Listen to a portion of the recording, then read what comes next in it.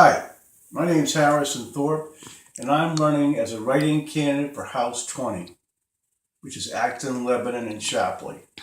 And I'm doing it because I think the two opponents that are on the ballot right now are both way too extreme. One's a Tea Partier that doesn't believe and respect a woman's right to choose, which I believe has no place in government order. I believe it should be between the woman and her doctor and her God and her family. Now, the other one is what I call a tax partier. She's a typical liberal tax and spend Democrat. And I don't believe that you can have government spend its way out of an economic slump, which is what we're in now.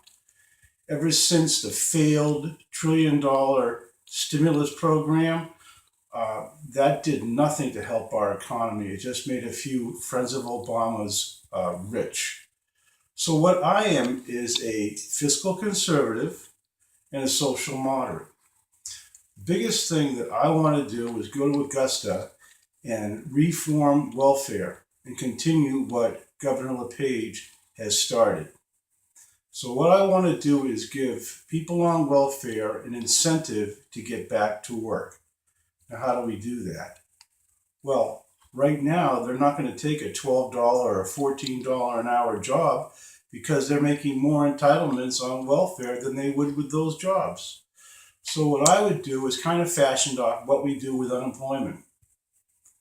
They would have to apply for 3 jobs a week or else lose their entitlements. Now, if they get one of those jobs, they would have to take it, no matter what the job would be, whether it's minimum wage or $10 an hour or $12 an hour. Now, if they make $100 a week, then we would let them keep 80. We would take 20. That would reduce our burden on them.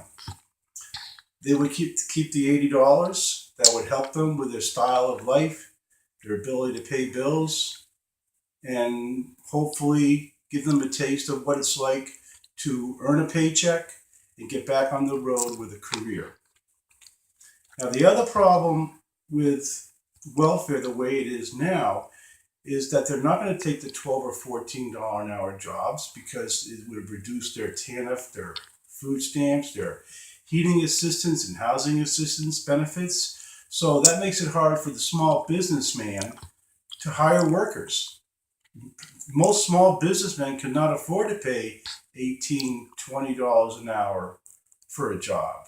So it's kind of made the workforce upside down. And basically, capitalism does not work unless there are people that are willing to work to get ahead, and people that are willing to work to put food on the table as well.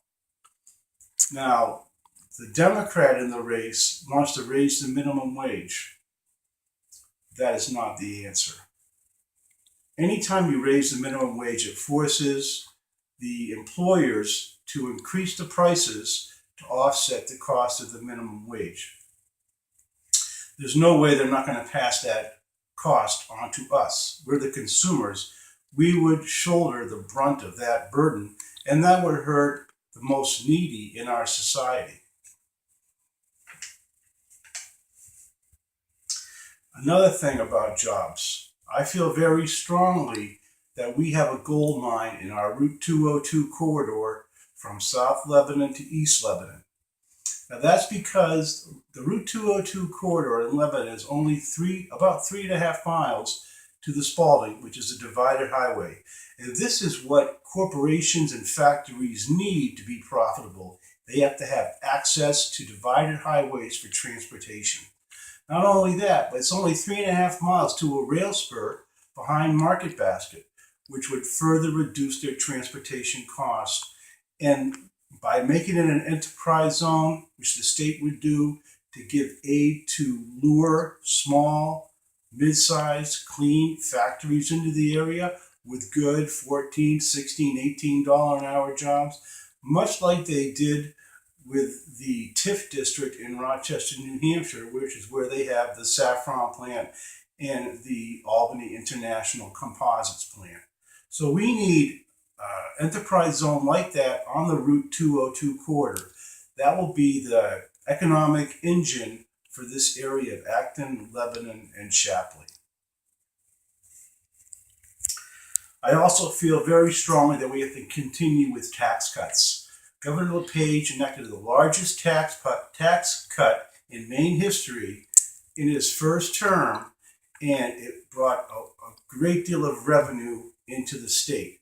And when you give a tax cut, it allows people to have more money to buy things, which is another good economic engine to a recovery. I also believe very strongly in our Second Amendment rights. Gun ownership is vital, and it is something that Mainers hold near and dear. I also believe in supporting our veterans and their families. These veterans they've risked their lives to protect our democracy, whether it be in Afghanistan or against ISIS. And I believe that we should be helping them when they come back, treat them as the heroes that they are. We should be helping them get good jobs, helping them get into houses, give them special mortgage incentives, because if anyone else deserves the American dream, it's our veterans. I also want to trim government spending as much as we can. I believe what Henry David Thoreau said, which is that government is best which governs least. And for every tax dollar that is spent, it's our money, it's our tax dollar. For every federal grant that we get, all the 50 states are getting that federal grant. It's pushing all of our taxes up.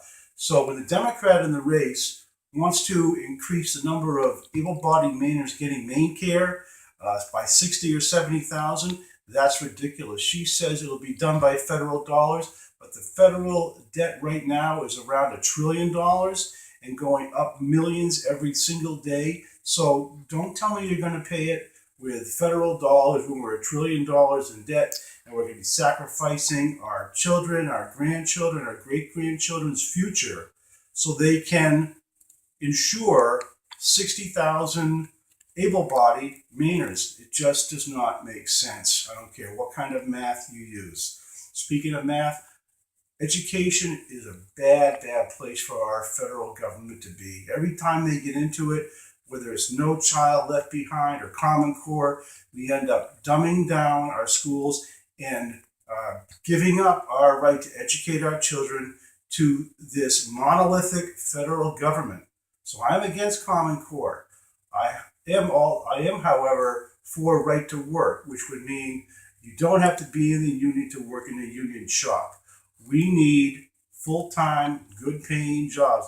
We can't hold out for $22, $24, $26 an hour union jobs that are usually either government jobs or government contracted jobs that we're paying for with our own money. So we want the private sector to be the engine, not the public sector. Now, I've been running the Lebanon Voice for 3 years. I've covered the governments in Lebanon and Milton, New Hampshire, and Rochester, New Hampshire, and I have found some corruption in our government, things that aren't going the way they should be, contracts that are awarded improperly, wasteful government spending. And I want to take that eagle eye and scrutiny that I've used with the Lebanon Voice to Augusta to see if we can't pare down some of the state programs as well. Because everyone, when it's government money, they don't spend it like it's their money. They spend it like it's someone else's money. And you know what? It's our money. Now, I'm a write-in candidate for House 20. If you want to vote for me, you'll have to fill in the oval under House 20 in the circle and print in my name, Harrison Thorp. It's a little bit of work, but I guarantee you that I will make it worth your while if I'm elected to Augusta. I want to thank you for your time. My name is Harrison Thorp, and I approve this message.